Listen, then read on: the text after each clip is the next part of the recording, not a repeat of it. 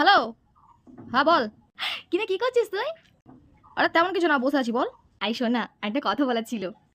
বল না। ওই যে সেদিন বলেছিলিস না, হ্যাঁ, ওই প্রশ্নের উত্তরটা দেবো আজকে আমি। আহ, একটু একটু লজ্জা করছে। I love you. সত্যি বলছিস? আরে আই লাভ ইউ, সত্যি সত্যি।